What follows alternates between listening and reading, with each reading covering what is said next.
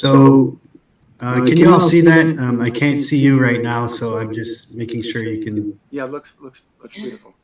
Okay, great. So as John mentioned and actually began the introduction to this event, I work at the Center for Native Peoples and the Environment at SUNY ESF here in Onondaga territory, and I think that was I'm just going to talk a little bit about our work on justice for land and people. You know, in an indigenous worldview, these two are inseparable. And so when we talk about environmental justice, we talk about both land, waters, people, all of creation. And so we were actually the first New York State institution to acknowledge that the university is on Onondaga land in a program we call Where We Stand. And that has led us to a number of different partnerships with indigenous communities, even with the New York State DEC to develop some cross-cultural training. And it has led us down this path of thinking about land justice, again, in a larger framework in terms of relationship with place. This work has been guided by a constellation you probably all are familiar with. We call it the Great Bear. The Great Bear Hunt, which is starting to reveal itself quite nicely in our skies this time of year. And we're really centered on that North Star of justice. And so I just want to move through this sort of this art in a way and talk a little bit about our first steps, both as counties, as states, as legislators, as citizens of New York and the United States, and first engage in an activity of remembering something John mentioned, that of course the first act of injustice here in New York State is the loss of land. The loss of land is quite significant when you compare it to loss of land by other indigenous peoples in North America. By our calculation, we've lost 99.99937% of our territories. Once millions of acres has now been reduced down to postage stamp size reservations across New York.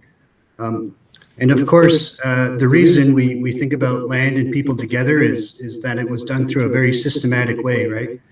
It was done through a program to turn the Indian into the white man. And this is a picture from the Carlisle boarding school down in Pennsylvania,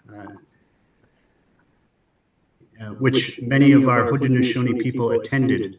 And many died at, and many there's still work around, recognizing the role of the states and of the country in terms of its impact in our communities through boarding schools. We also want to remember that New York State is a place of significant agreements about the environment, beginning in 1613 and lasting for about 200 years.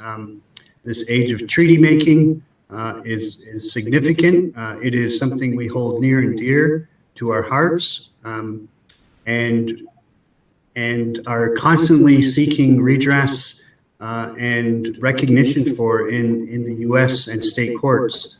And so it's important to remember that these rights are not special treatment for an ethnic minority. This is a slide that we often use in educating folks about treaty rights throughout New York State. They are essentially between the United States and the Haudenosaunee Confederacy. They were accomplished through land cessions in a lot of cases. And of course, the most important fact is that they were not given to Indian nations. There are rights that were reserved, and those rights that were not specifically mentioned in treaties, of course, are still called reserved rights. And this is all really a backdrop to thinking about our relationship with the larger settler society. And the two-row wampum serves as sort of a nice, as a nice model, as a nice law, as a nice way of thinking about sharing the river of life together. This is an old wampum belt that I think actually serves very well in thinking about environmental justice issues with Indigenous communities across our territories. One of the purple lines being a vessel of the settlers, and of course the other purple line being the canoe of the Haudenosaunee people, united by these three white rows of beads here, representing peace, friendship, and trust. So this is a 400-year-old agreement made on the shores of the Hudson River, and it has been our job to remind all New York State citizens that all people in New York State are treaty people. These are not Indian treaties. These are treaties with society in general, with American citizens and their state governments. And we need to constantly think about that vision about how we share this river of life. When we think about visioning, we move into thinking about collaboration, right? Collaborating with today's Indigenous communities, our chiefs, our clan mothers, and our faith keepers who have a very different way of looking at justice on the land, and for all of creation. Many of these approaches has been captured in a document called the United Nations Declaration on the Rights of Indigenous People. I encourage folks to find that declaration on the internet and think about what kind of collaboration we're doing in partnership with Indigenous communities. And of course, one of those concepts that you will see woven throughout this declaration is the notion of free, prior, and informed consent. And so these are some international models for how settler societies work with Indigenous people. And so we're learning a lot about New York State society. We're learning together, and this is a picture of a program we do for the New York State DEC in talking about treaty rights. And you see in this picture here, Tadadaho Sid Hill from Onondaga leading a discussion about the Great Law of Peace and its role in protecting the environment. So if we could imagine together, right, after learning and filling up this giant dipper in the sky here, to think about what these kinds of steps look like on the land. And if we were then to say, let's imagine the bigger picture that is involved here.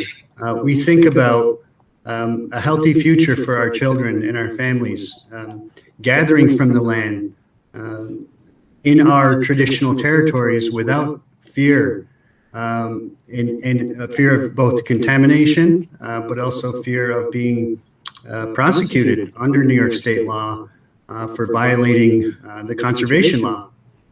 It's not something we often think about in terms of justice, but it's something that me and my family, pictured here, are actively engaged in our traditional territories, and feel, as always, going back to the original EJ discussions in New York State years ago, that the lack of acknowledgement of these treaty rights is one of the first issues to tackle with respect to environmental justice in Indian country.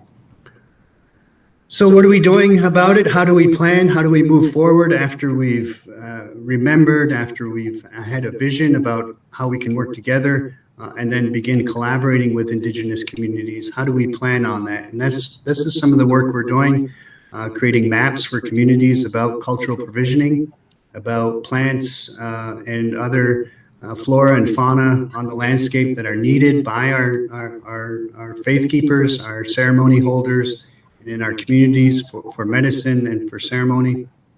We are participating with communities in bio blitzes, where environmental justice actions such as the the Stamp Project in Genesee County, or here in Onondaga Territory, the return of a solution, a brine solution mining site in southern Onondaga County, to find out what we're in danger of losing, right?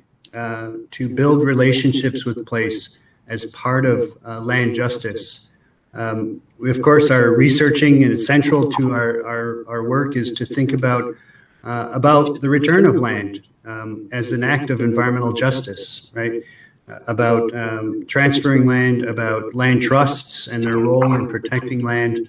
And finally, what this has led to is something Gary Nabham coined years ago, that what we need is not necessarily restoration from an ecological perspective, but we are seeking restoration, right? So when we drive through New York and we see the signs for Clinton Sullivan, or we see the signs about colonial conquest throughout New York, these are also instruments of environmental injustice, right? And so we've been partnering with a number of different organizations to tell a different story about place. I think I'll leave it at that. It was a lot to fit in terms of history and work going on today. So appreciate that, and I'll turn it back over. Thank you, Gary. That was very very helpful and very moving. Appreciate it. Okay, one thing that we all know, if we're working in environmental work and environmental justice particularly, is that the key component in that struggle is having access to good legal advice and legal help, and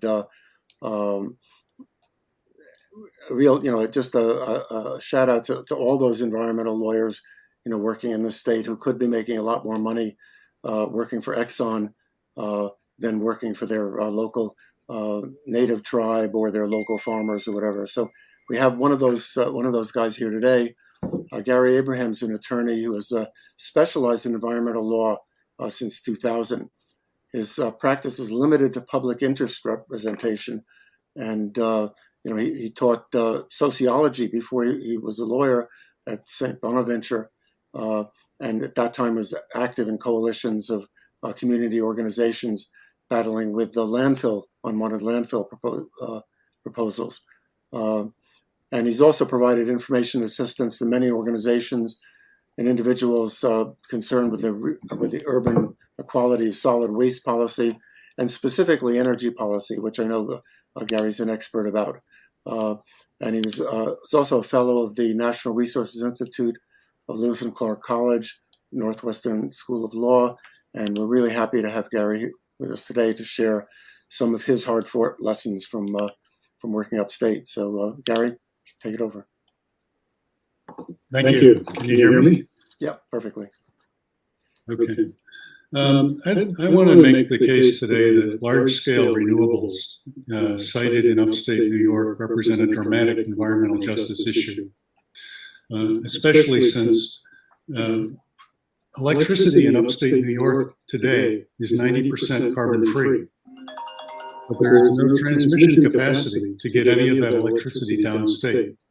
Downstate electricity is about 25% emissions free. I think less so, since they just shut down three nuclear power plants on the Hudson River, which provided base load, always on, carbon-free electricity. Those plants were replaced by gas plants. They were not replaced by renewables, because none of the large-scale renewables upstate, as I say, can transmit or transport their electricity downstate. Let me go back to the really the origins of environmental justice. The U.S. EPA states on its website that environmental justice is the fair treatment and meaningful involvement of all people, regardless of race, color, national origin, or income, with respect to the development, implementation, and enforcement of environmental laws, regulations, and policies.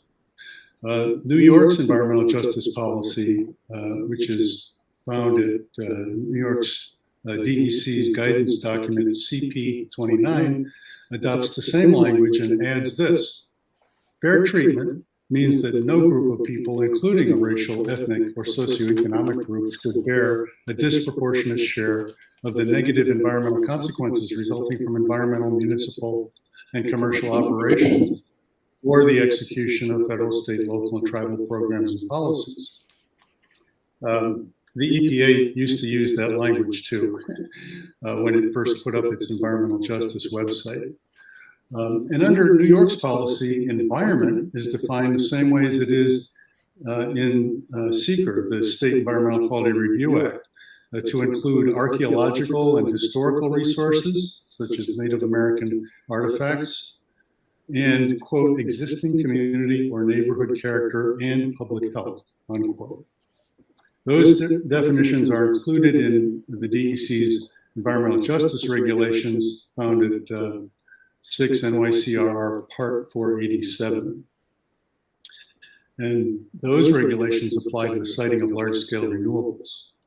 But the regulations are only triggered where a project would affect a so-called EJ area.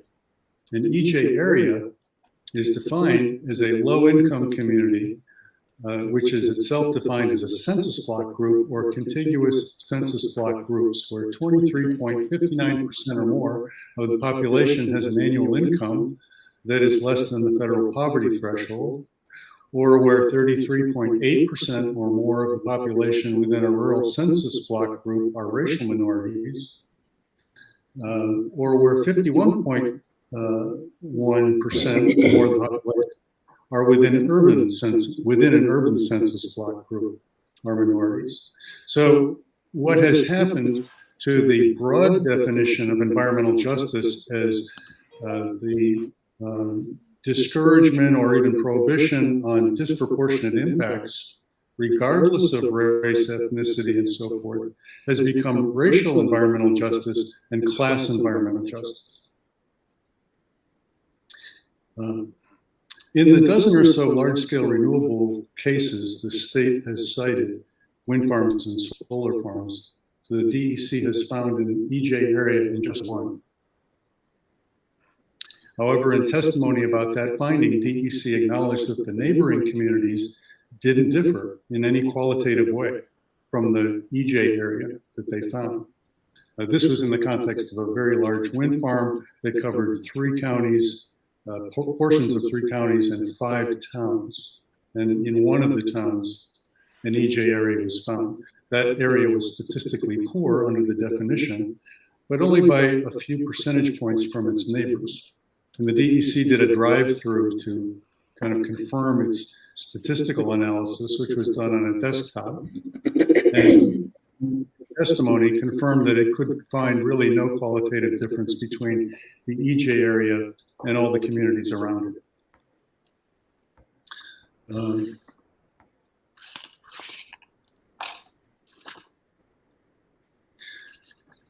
Now, I want to get you to understand, if I can, the nature of the impacts of a large-scale renewable energy project on an upstate rural community. I'm going to use as an example the Alley-Cat wind farm, which was just approved by the Public Service Commission, the State Siting Board. Happens to be in litigation. I'm representing 6 different groups that were parties in that proceeding. But based on the record, the hearing examiners in that case issued a recommended decision to the siting board with the following conclusions. At least 41 bald eagles will be killed by the project over 30 years, and that's attributed to just 1 active nest. And there are 6 other active breeding nests in close proximity. And this is where I live. The bald eagles are around. They have come back. I saw a pair of bald eagles fly over my pond the other day. Another finding was between 26,000 and 39,500 bats will be killed by the project over 30 years, including 2 species listed as threatened or endangered. The grassland habitat of the threatened upland sandpiper would be adversely affected. The project would cross 174 streams, creating 1,982 linear feet of permanent stream impacts and 6,911 linear feet of temporary stream impacts during construction.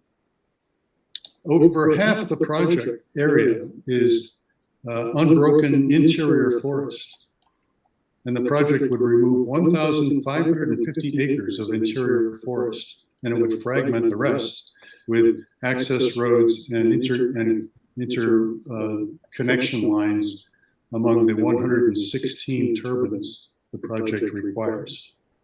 The project requires 9 miles of overhead interconnection line, 69 access roads, 3 permanent meteorological towers that are about 250 feet high, and a concrete batch plant. The 116 wind turbines would be mounted with night-operated FAA warning lights blinking all night, fundamentally altering the night sky for miles.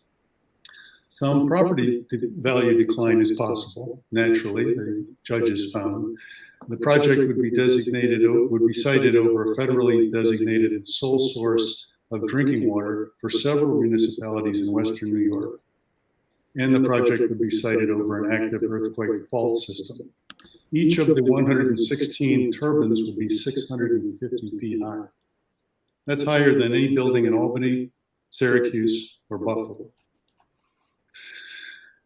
This kind of project fundamentally alters the character of the community. This is a community that has a roughly 25 decibel background sound level, particularly at night. And the Public Service Commission approved noise impacts of 45 decibels in the community, in the 5 communities, 5 towns in which this would be located. The DEC has a noise policy guidance document that says an increase of 10 decibels over the pre-existing background should be avoided.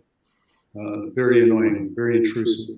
An increase of 20 decibels is classified as intolerable. Noise is measured on a logarithmic scale. So an increase of 10 decibels in an urban area where the background might be 55 decibels, an increase of 10 would be experienced as the same way, roughly as a doubling of the noise. An increase of 20 over 55 in an urban area to 75 would be considered intolerable. So it's the same in a rural area. If the noise level, pre-existing noise level is very quiet, an increase of the same number of decibels has the same qualitative impact.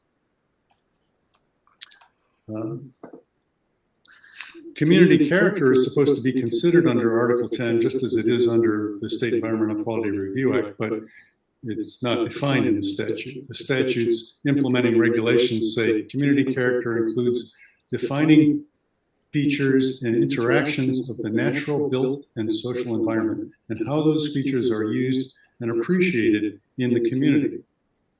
And the regulations also anticipate the applicant will provide a qualitative assessment of the compatibility of the facility with current and planned uses, and will identify nearby land uses of particular concern to the community. Really, none of that was done in this case, and the concept of community character was never engaged by the siting board, even though there was testimony, the hearing examiners engaged it. The ultimate decision did not take it into account.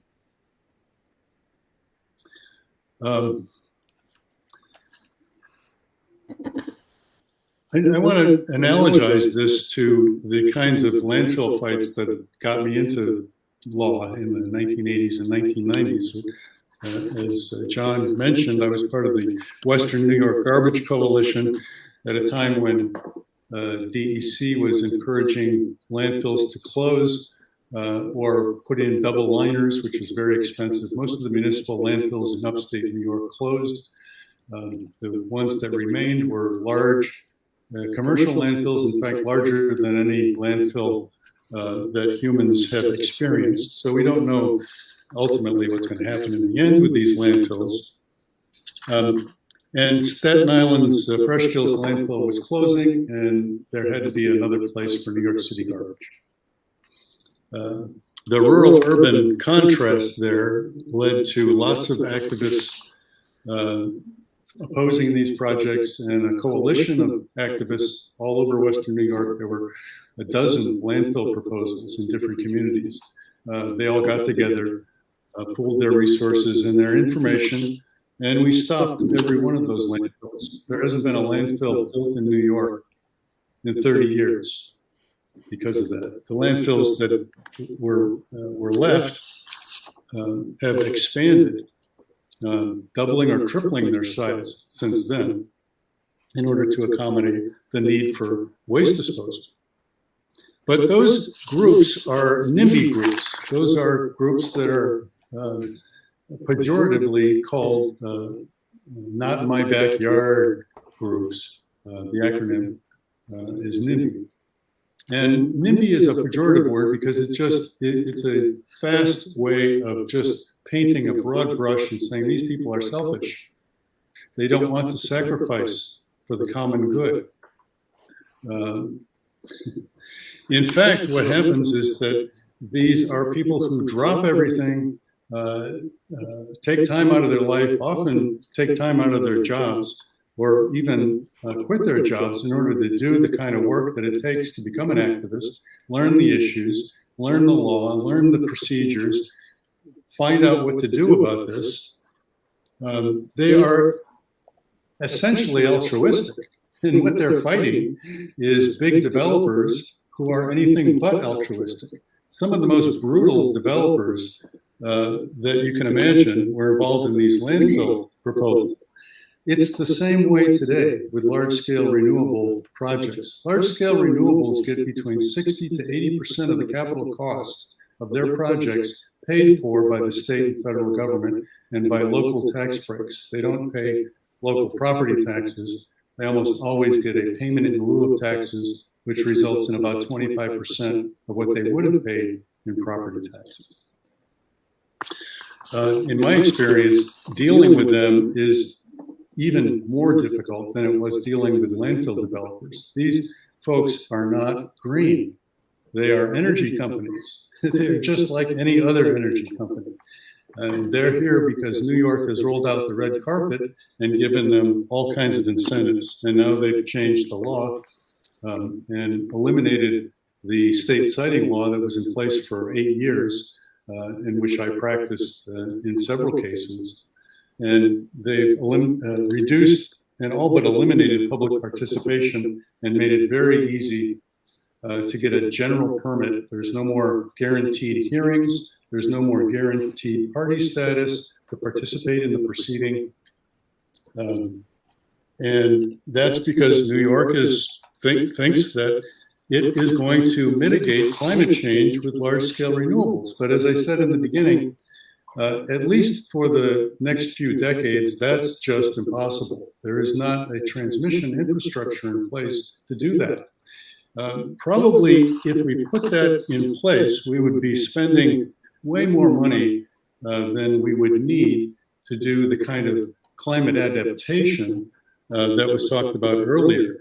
Climate mitigation is reducing carbon. Climate adaptation is dealing with climate change. Assuming that we can't avoid it. That's more and more an unavoidable conclusion that we will not be able to avoid climate change. We don't know at this point how much climate change is going to affect us. We don't know that there's going to be a climate collapse.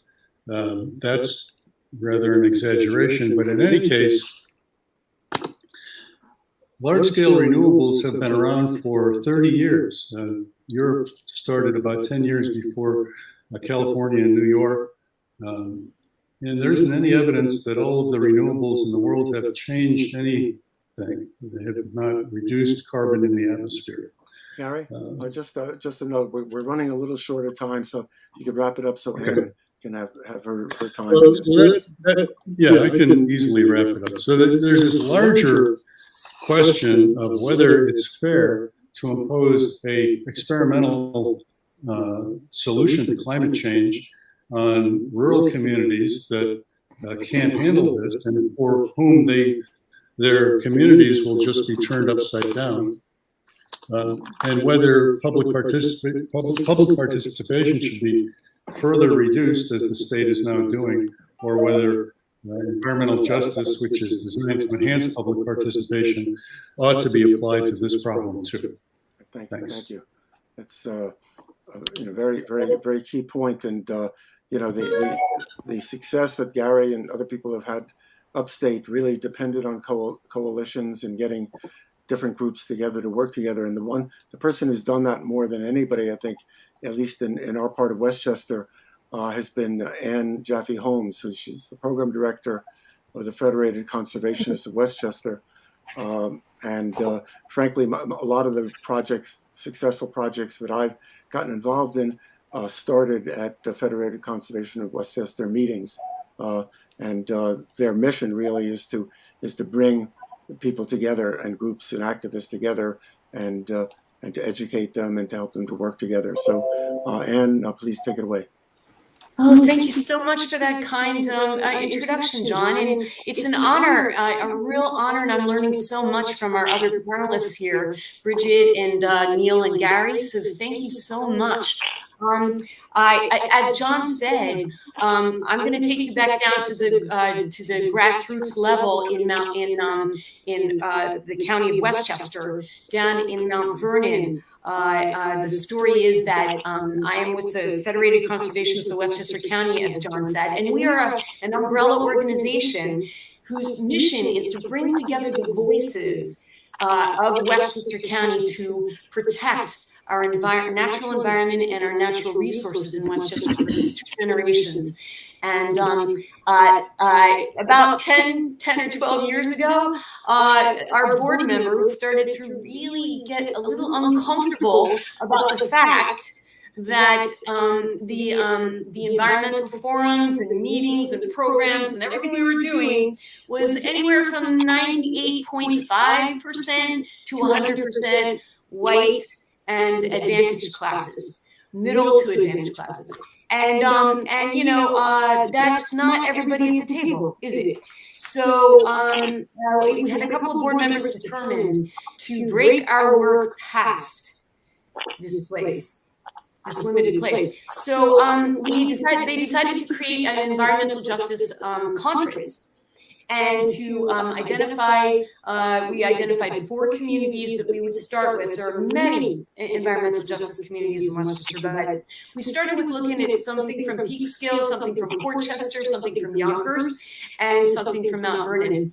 And in envisioning this conference, I remember our then President Carol Griffiths kept saying to me, not just government people, we got to get down to the grassroots and get the grassroots people at that table, at that conference, not the government people and the institution people and the school district. We got to get the grassroots. So we kept going for the activists, the people who were banging on the doors and not necessarily getting heard or feeling traction. So we did this conference, and these 4 communities made their presentations, and oh my gosh, it was such good feedback. I mean, it was kind of mind-blowing, I think, for a lot of the environmentalists of Westchester who, like I said, I'm sad to say it, but you all know it, was just way too white. White and middle to advantage class. So after the conference, Westchester Community Foundation came to us and said, that was really a fantastic conference. All of those things that came out need to be supported, but we would like to start with offering you to submit a proposal to work with the people in Mount Vernon who are trying to get a tree ordinance passed for 10 years. For 10 years, they were trying to get an ordinance passed to protect their canopy and to enhance their canopy and green space in that very dense city. Mount Vernon is 2 miles square, 60,000 people. A lot of concrete. So anyway, we were very grateful to receive this grant from Westchester Community Foundation, and we embarked on this new kind of working. This is so humbling, and I've never learned so much so fast, and it's such a deep level, a transformational level. It's like when I listen to Neil, all the parts inside me shift like a giant kaleidoscope, and they just take a different shape inside. And that's how I feel about the work that I'm doing with Mount Vernon. The people we're working with are at the grassroots. So in some cases, the government is not necessarily the advocate of the people. We all know that. And sometimes the government can be, the part of the problem. And yet it's always part and great potential for solution, right? So a lot of the task is in some cases trying to help activist people at the grassroots level to claim their government and find ways to make their government work for them as they need it to. But in the case of our work in Mount Vernon, I have to tell you, first of all, I way underestimated the cultural difference. I mean, in working with a community where people are unbanked, some people are unbanked. Most people, there are a lot of people who've been, chronically unemployed, generation after generation. People who do not trust their government or see their government as an instrument for the improvement of their particular lives. They see the government as something to be avoided, potentially dangerous, something that could harm them, an institution that's out to harm them. I'm sure Neil knows you all know what I'm talking about, but it's not where I've been used to working. In Westchester, I was used to working with our wonderful county government and municipal governments, in the smaller towns. This is different. And yet, I have met the most inspiring, brilliantly visionary people that know what they need and they know how to get it, how to build it at a community level. They just need a breakup of the weight that's upon them and the barriers and the blockages. And they need access to the resources that, so many of us just take for granted. I know how to call up the DEC and get grants and how to do all that. And I know how to network with Bridget and network with John and no problem. But this community was disconnected. We found that, this community, we got 8 people from the city of Mount Vernon, activists and some elected officials and government people, to come to the Westchester County Earth Day conference, which was a Zoom at the time because of COVID. And after that conference, where they made a presentation of the work they were doing with their tree ordinance, which they had just gotten passed after 10 years, and their leaf blower ordinance, which they also gotten passed, they were so proud, and they all 8 of them said to me, I had no idea that the communities of Westchester were getting together regularly to share resources, share understandings, share learnings, and help each other and collaborate. They had no idea. They were so disconnected, and yet we have so much to offer, and they brought so much to that conference. So what I'm learning is that my job, I sit in meetings, and it's not my job to offer any kind of ideas or solutions. It's my job to listen and lift up the visions that the people have for themselves, and then just help them get connected to the resources that I'm easily connected to. Help them network, help them get more of what they need in terms of education. Help them rebuild relationships with their government, because truthfully, there are so many good people in the government of Mount Vernon, so many excellent elected officials and administrators that are trying to right that ship and bring in the benefit to the people in the grassroots. But the connections were broken. So it's a lot of connected feeling work. But humility is the huge thing. And I have to tell you, I've made a lot of mistakes. And I've had to apologize in big ways for big and small things, misjudgments, for suggesting something that was not my business to suggest, and was a bad false road, and then having to own it and apologize. And I'm very happy to tell you, the people of Mount Vernon are very compassionate and forgiving. of me for the mistakes I've made, and we've forged together past those mistakes into better working ways and into great understanding and a level of trust that I'm so feeds my soul and my heart. The level of trust that we're building together as we learn as I learn to support them in the ways that they need, not in the ways that I'm used to providing to other cities and communities. So I guess I just want to say that it's an adventure. Slow down. Listen, listen, listen. That's the watchwords. Listen, listen, listen. Listen in humility and in a complete faith that people know what they need. They know what they need, and they have their own visions. And it's our job to honor them and to connect them with what they need in order to get there. So thanks very much. I appreciate the opportunity. Thank you, Anne. Now we have a few minutes for question and answers, and for those who are not going to rush off to the general meeting at 3, we probably have a couple of more minutes. So if you want to ask a question, please just walk up to these green strips on the side and go to where it says the number 1, because then your microphone will be live. I think that's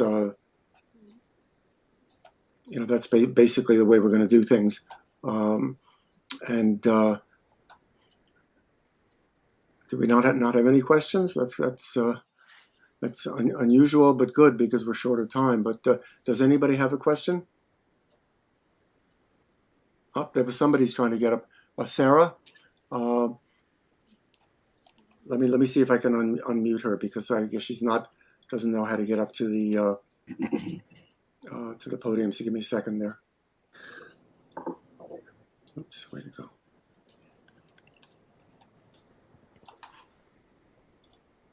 Hi, can you hear me? Yeah, I can hear you now. Great.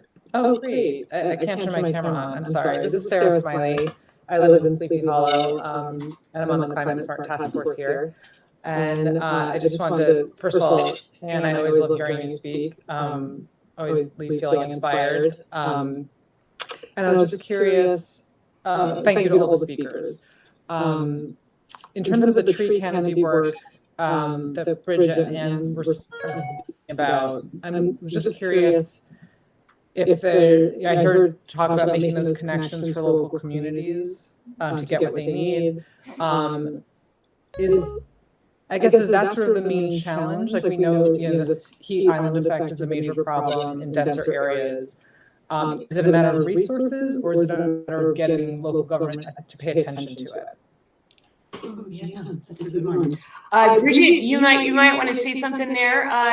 But one thing I want to say definitely, Sarah, very, very important, is that development is continuing. There's like a feeding frenzy going on in Westchester County right now, just north of the city, because people are fleeing the city, COVID and climate change and water inundation, right? So there's a feeding frenzy of developers going on. And that, I would say, is one thing, Sarah, that in Mount Vernon, we really have to get a handle of, or I mean, the city has to get a handle of it, and the grassroots people are very troubled about the rapidity with which development proposals are approved that are going to just turn their city into a further concrete jungle.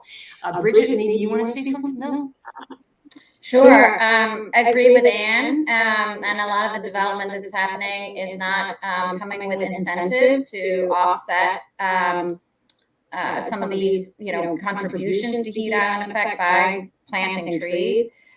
So, in addition to the sort of development going so fast, there's also a lot of tax breaks and a lot of sentiment that, developers are being let off pretty easy. And I would say, definitely resources are a challenge. Getting local government, I would say not necessarily to get on board, because I think we have a pretty green mayor and city council, but the competing forces of all the different things that government is responsible for financing, sometimes the environmental issues and climate change falls lower down on the chart. So I think not necessarily getting buy-in, but getting prioritized.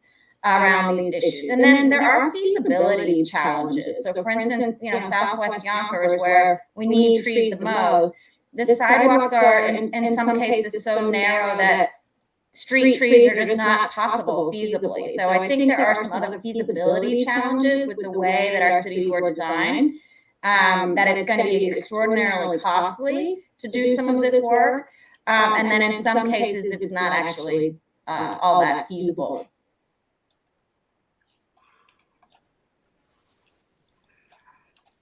It's very, very, very true. Thank you. Thank you, Sarah. One thing I've learned, especially if you got the developer and the local government are kind of in cahoots to push a development through, one of the best things you can do is find a good lawyer, because that's one thing that planning boards generally pay attention to, even if it doesn't stop them dead in their tracks. Well, they might ignore me or you. If a lawyer gets up there and starts talking about Article 28 and a bunch of other stuff, at least slows them down enough so that you can maybe organize some opposition. Any other questions from anybody?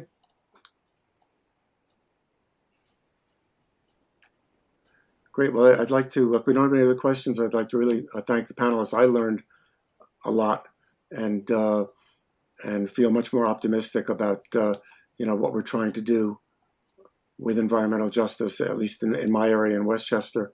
So just thank you all. Thank you for being here. And if you want to continue the conversation, in the garden there's an environmental justice table, and we hope to see you all around the convention. Thank you. Thank you, John. Yeah. Thank you all.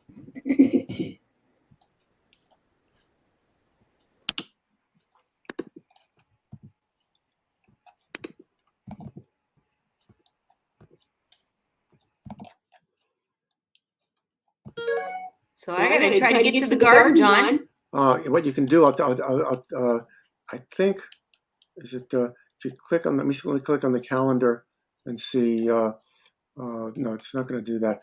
So I'll tell you what. Just can you click on my name and follow me, and I'll go there. Can you? Okay, can sure. you do that? Oops.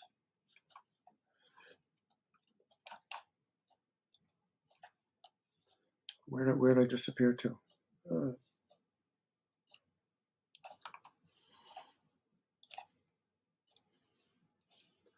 Where am I?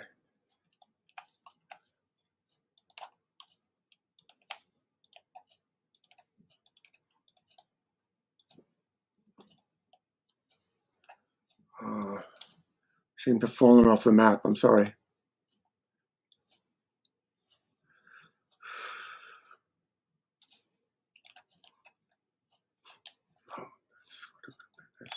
Chrome history.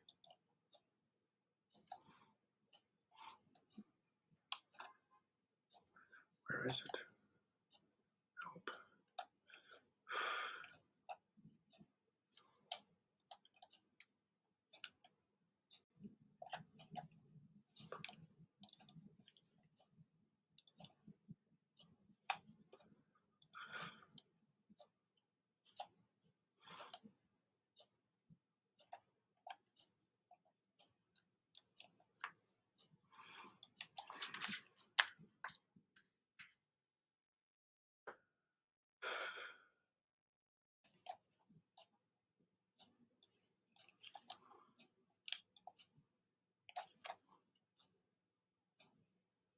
Sorry, for some reason it dumped me out of the system. I don't know why. You still I there? was gonna say I can't find you. Okay.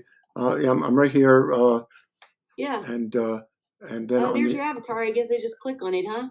yeah, I think you have to just look at the list of attendees, which is way over on the left there. And you're on mute.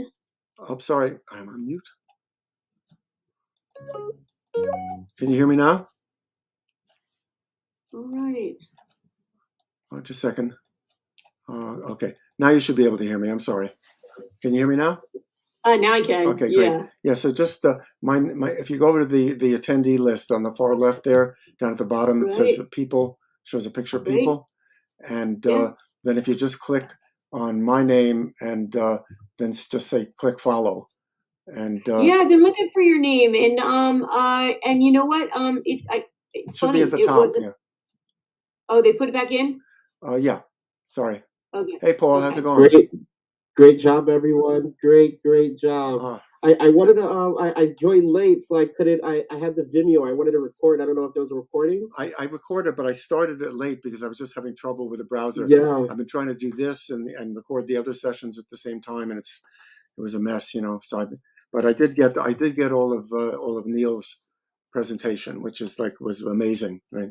You spoke very well, and about the message of having to sometimes apologize, and then having to be able to work with work with these communities without imposing an agenda and things like that. Yeah, you spoke very well. It's the same thing. Yeah, the same good, thing Ann was Paul. saying. Good, because I know Yeah. you know exactly what I'm I talking like Gary about. Abraham. He's kind of giving the textbook definitions, and it shows like we're all in this together. Yeah, well, you know, that thing that he taught me when I talked with him before was that, you know, I'm all about this thing of, well, we got an EJ community here, and there's one in Bedford, and there's one. But the fact is, the way that they define it by the law, if you're in a seeker process, they say you don't. That's not an environmental justice community. We don't have to. I mean, we pay even less attention to the rights of the people there than we would to the people in the housing development, you know, down the road. So they're not protected by that part of seeker because you know, they're not, you know, 40% minority or not 40% under the poverty level. Yes. And so it's really I mean, it's every like with this topic, with all these topics, we learn something every day, every minute. Right.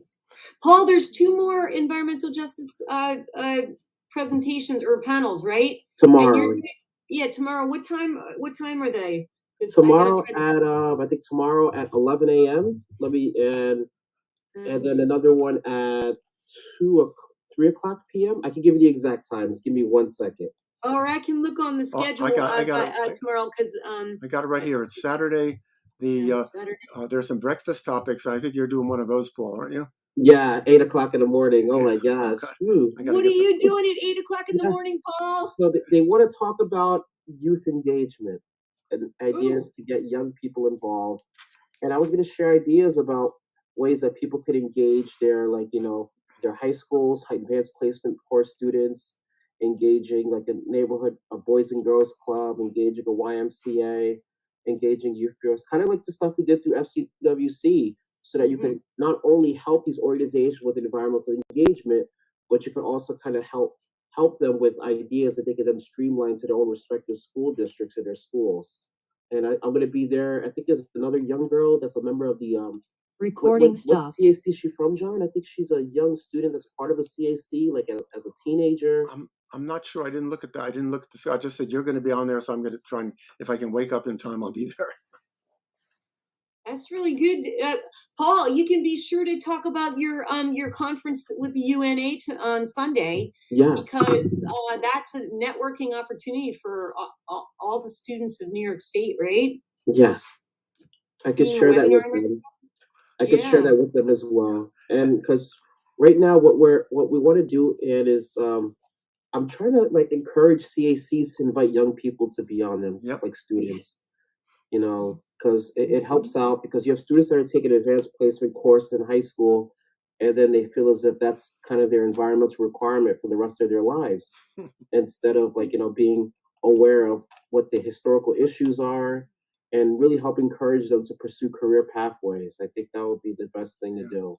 And even if they want to get involved, sometimes they don't know who in their community is doing anything, right? Agreed.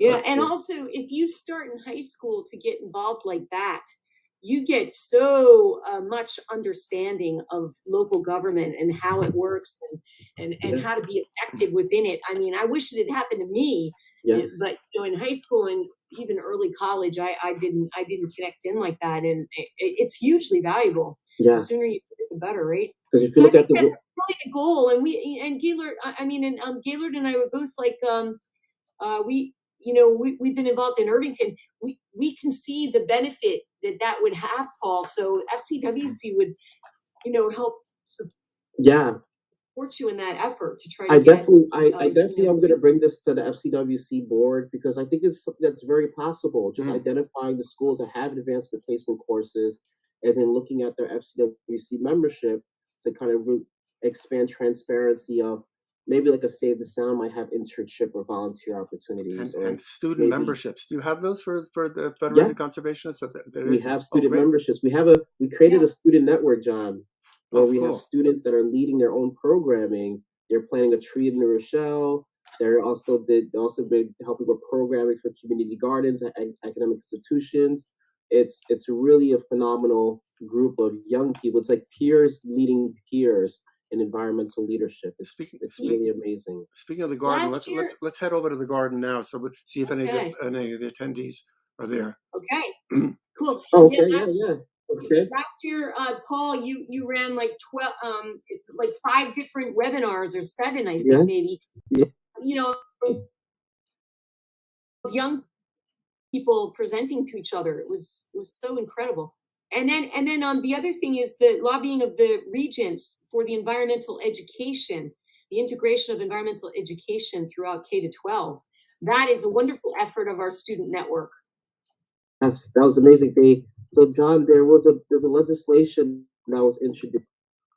Oh, sorry. It's called the Environmental Sustainability Education Act, and we hosted a student forum with Steve Otis, by the way, who I know he was in the program, with Shelley Mayer and Amy Paulin, and they kind of gave background information of how the legislation is being done and how it has to be done in partnership with the New York State Board of Regents. It's to have environmental education as a core curriculum. And the student network, the students followed up with having a meeting with the regent representative for the Hudson Valley. And they were I heard they were letting her have it. They were telling her that, that's great, because when you're not doing your job, So it was a great meeting, and they're going to get a follow-up. She wants to follow up with Regent Wills. To her credit, she's really concerned. She wants to follow up on that. Well, I got the email from the form that you want me to sign. I'll get that done for you, Ann. Oh yeah, no worries, Paul. That one, you'll get to it. We know, not a problem. We had to just get that out pro forma because we realized we should have had it out in June. Well, it looks like there's nobody at the environmental justice table, but that's where it is anywhere in the garden. So if we stop by once in a while, you want to walk over to it, John? Sure, why not? Show Ann exactly where it is. Yeah. I think it's off screen for me. We're up here. We are. And over here. This is our Yep. You got to sit in one of the side chairs for some reason. You can't sit at the end. I don't know why. So you have to get on the bench, and then you're in the zone, right? Yeah. There you go. Yep. So now. And I guess you didn't play a lot of video games, I guess. No, right? No, not yet. Looks like I'm going to probably start playing a lot of them now. I'm guessing this is just going to be followed up by many gather events. So John, we're kind of happy with this. We're going to have access to this Gather Town, right, for a little bit of time after the conference. I know it's going to be active all year. It just will be limited the number of people we can have in a meeting, unless we make a special arrangement. So this whole site will be open, and you can have meetings up to 25 people. And if it looks like we need more capacity, then what we do is NYSACC just pays a little more money to gather to increase the memory capacity that they're giving us. So we could get 100 people or 200 people or whatever in. That's great. That's really great. So John, can you give me a sneak preview? Who's going to be getting awards at the meeting? Who's going to be getting awards? I think they already presented the awards, didn't they? Oh, did they do that already? Carolyn Cunningham was the award recipient. Yeah. She won I think Margaret Sachs Award. Yeah, the Lifetime Achievement Award. Yeah. Oh, that's so excellent. They mentioned FCWC. They mentioned her time as vice president of the board, as executive director. Oh my gosh, she's done such amazing work. Yeah. But tomorrow we have several things. I mean, the workshops you'd asked are 10 a.m. and 1 p.m. And then Paul's going to be hosting a film showing at lunchtime, the Sacrifice Zone. I think you've probably seen that already. the sacrifice zone. Yeah, that was great. Remember, Paul, you were on that panel Right. a year and a half ago already. It was a while. Yeah, that was right when COVID hit, I guess. Right. Right. You were amazing. What good use you made of the COVID period, Paul. Yeah. You know, you were networking like a crazy person. I think it shows, and that, I think that's a little bit of a silver lining, that the fact that we're having this virtual engagement, it allows accessibility for people, eliminating the geographic barriers and transportation. So maybe we could see if we could do a youth summit on Zoom or something like that. We could revisit that, but that's a conversation, I guess, with Peter McCart and getting the Zoom capacity of being able to have all the breakout rooms and things. But we should do gather. Yeah, we could use this gather. They would love it. Yeah, the students will love this. Oh my gosh. Yeah, don't you think, Paul? You could help us design that. That could be, and we're going to try to raise money to get to fund a conference. Okay, so whatever it costs to get gather time and get some time from you, we'd have to get some paid time. To create. No. It has to be a really high level conference. And what you can do, like really good. One of the biggest costs in doing this thing was just designing the site. Now that we've got the site, we could just relabel it, and if you want to do a FCW wants to do a conference, or some of the upstate people want to do one, basically it's like we kind of paid for the building of this conference site here, and now anybody can use it. We just have to arrange to increase the capacity to whatever they need, right? Oh, that's awesome. And you know what? If you guys, when somebody uses it, you could, have a fee so that you can pay back the cost of having built it, because it's worth it. I mean, you know what I mean? We would expect to have to pay something for whatever venue we were to use for a conference, right? But that'd be really cool. I'll talk to Simon, but I think his idea and our idea was basically just that we have to, because what we'd have to do is if we want to increase the capacity from the residual 5 for 25 to like 100 or 200, we just have to, for the month, pay them an extra fee. And I think our idea was basically, if anybody else wants to use it, any of our people, that they could do it, they can just defray that additional capacity charge, right? Awesome. This is so good. Well, that's really good to know, because Paul, is pointing out what is under discussion at FCWC, a student conference. Oh, that'd be great. Student summit. So John, in 2019, going into 2020, we were planning a student conference with the County Youth Bureau and the United Nations Association to assemble students all throughout the school districts of Westchester County to come to the Westchester County Center and be exposed to environmental engagement opportunities through numerous environmental organizations and nonprofits, so that they could be involved. Because during that time, that was during the rise of Greta Thunberg and climate emergency, and we were trying to be forward thinking of creating like open channels of communications for students to be active and get early exposure for environmental leadership. But COVID hit us, and we weren't able to. I remember that. Yeah. We did do some virtual programming where we highlighted some young leaders during Earth Month, but I think now that we're seeing that this is kind of going to be a cultural change for a little bit of a while, we might as well pursue a virtual conference for the students throughout Westchester County. And I think this will be good for accessibility, because I remember when we were planning the conference, where we were noticing how some school districts are more wealthier than others, and some school districts were able to afford the busing or identifying a chaperone. So this could eliminate a lot of the economic barriers for students to be able to participate in. I think they will probably love this video game type of feature and be able to walk around and control an avatar. Let's do it.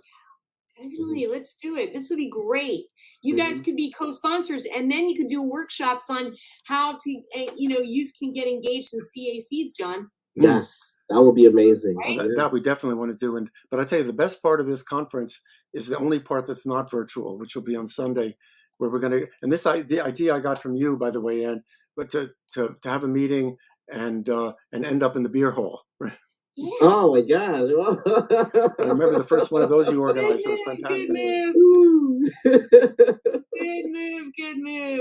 Oh, that's great. What time are you going to end up in the beer hall? Because Paul and I, unfortunately, are busy with a UNA conference. I think on I think Sunday. at 4. I think that let me check. What does it say? Site visit. Yeah. Let Let's see. me just go to that page. Okay. It says we're going to meet there at 1, and it does.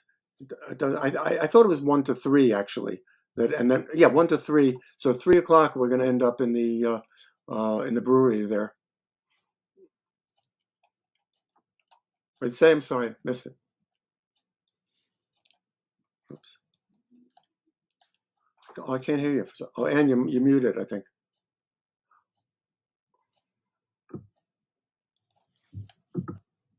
Oh, I think Ann got disconnected. Okay. No, I just she's back. Okay. Awesome. Welcome back. I put her on the spotlight so she can talk from anywhere.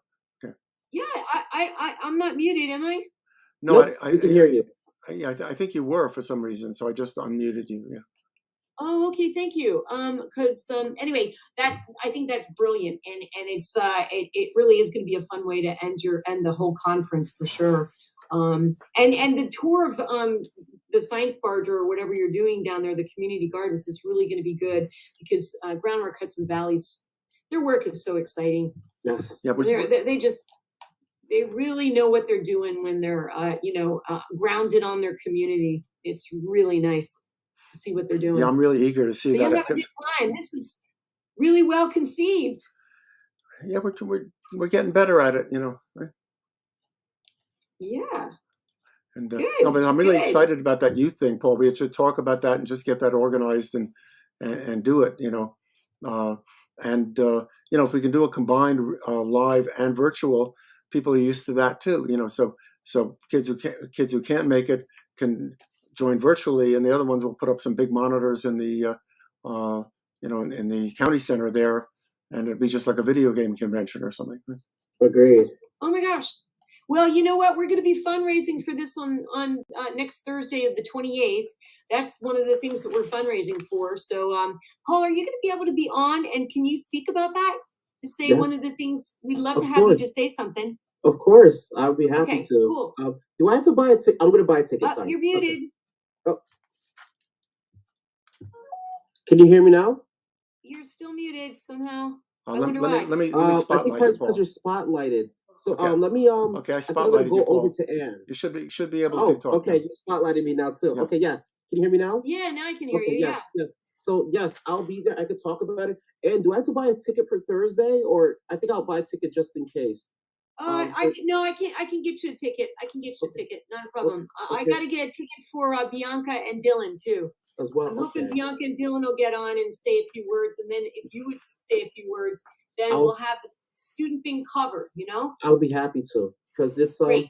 and I think right now we have to kind of think about innovative ways to create connections for young student leaders to become community leaders at early stages of their lives, because Yeah. we had to be able to, at least I know that in Westchester County we have so much resources.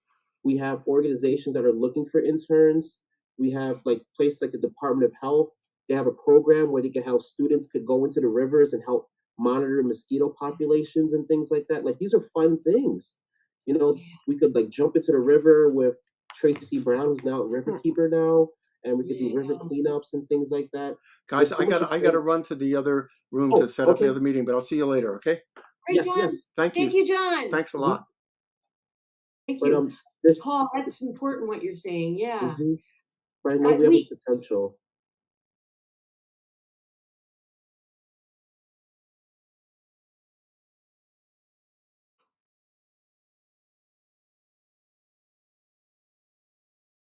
There goes John Rhodes. Hey, Bye-bye. hey, Dan, how's it going? We need to get. Oh, he's coming back. Yeah, no, I'm just heading to the auditorium because I think I'm gonna have the NYSACC general meeting, like the annual meeting. Yeah, I think it's underway. It started 3, but we're Okay. just having a little local neighborhood catch up. Okay. We'll see you in a bit then. Take care. Okay. It's already done so. I mean, for example, tree ordinance is always the classic example. How do you write one? I mean, there are, and then I've asked our Region 3 forester, George Provis, which ones do you recommend to be the best? And he says, I tell you, Simon, it all depends on the community. Each community has their own needs, so it's really it has to be tailor-made to that community. John Rose is in the house. Yeah, I actually. Could you you are spotlighted? Great. Yeah, what I did. Can I just say 1 second? 1 second, John. Can I just give a little commercial since Simon just mentioned tree ordinance? We have a session on that tomorrow at 1 o'clock. Is that session, I believe? So, and it is going to be specifically about how to design a tree committee. So please come. No, I was just going to say I thought you'd wanted to set up a Zoom webinar for this meeting, so I set one up, and I was sitting in there, and it was nice and quiet, and I figured you guys must be in the auditorium, so I came over. Okay. Okay, I have a hand up. Michelle Henry, you had a comment? Did I spotlight you? I thought I did spotlight you. Hold on a second. Let me find you on my list. I'll hold you. Keep your hand up, and I'll give you a chance to talk. Okay. You are talking, so you're spotlight. So you have a question, Michelle? Well, I was amazed I figured out how to put my hand up being on my cell phone. So that I'm also from Tompkins County. It's good to see that EAC or EMCs are still recognized and understood as being part of this. Actually, you guys might know Brian Eden. He was kind of remiss that the EMC part of the namesake was taken off of things. But yeah, no, it's good to not have to reinvent the wheel all the time, and it's really great to bring everybody together in the sense that you're talking about. I am also just learning about this. Steve Nicholson has always shed good light about this organization. It was just really good to understand how everybody else got together. It's an interesting world to work through this digital realm, but it's good to see how it's still functioning rather well, and I'm really grateful for the resource room in the library. Oh, thank you. That was one of the things we're really proud of, because that's our mission, is to disseminate information, and please use it if you haven't used it. It's a great resource. I see a hand up. Is that Rachel Teeger?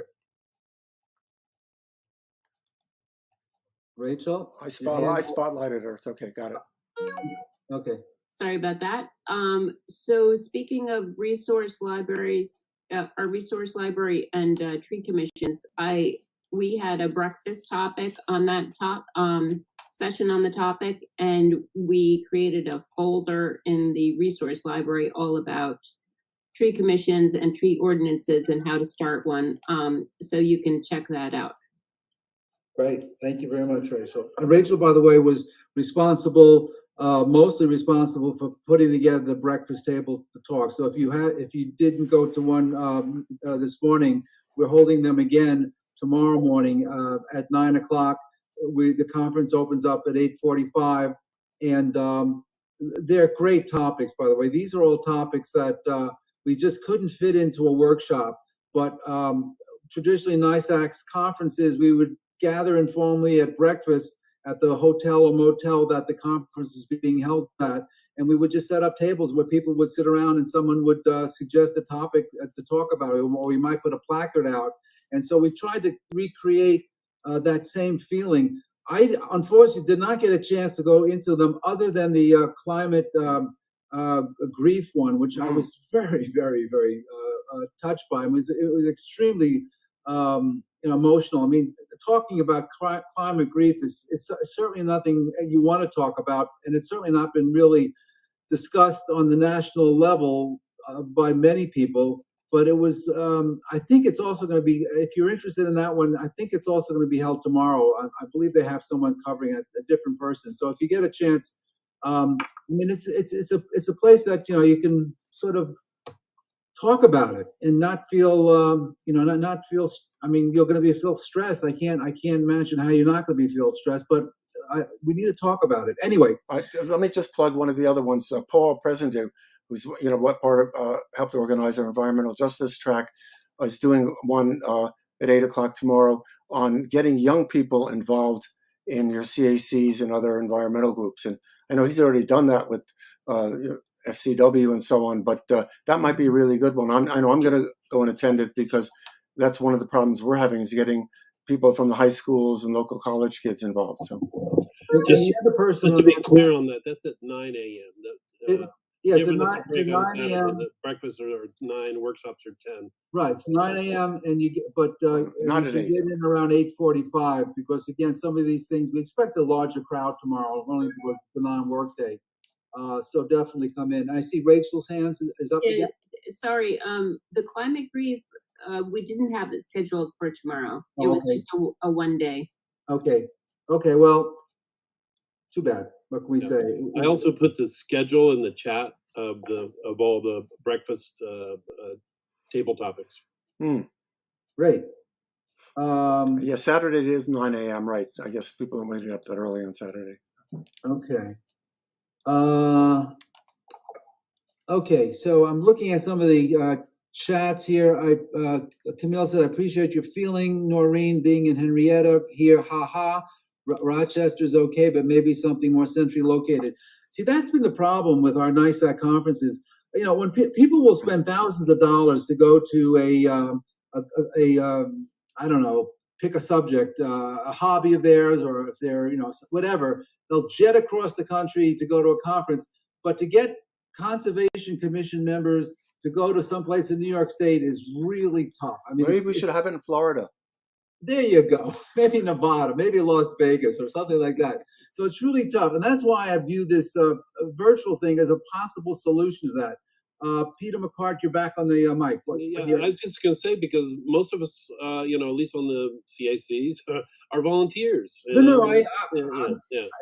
not a criticism. I'm just saying it's a reality is that it's really tough getting people to do that because they have to spend maybe $400 or $500 to come for a 3-day conference. Here, we will. This is the only time we'll probably do it for free. But you know, next year we could probably do it for maybe $25, $30 a person. We could do a hybrid, maybe. Same type. And I just want to be clear. I will come to Rochester. Yeah, me too. Me too. I will come, but you know, I'm lazy. I'd rather. If you do that, then the following year we're going to have it in Ocean Beach. Oh, in Ocean Beach, that'd be great.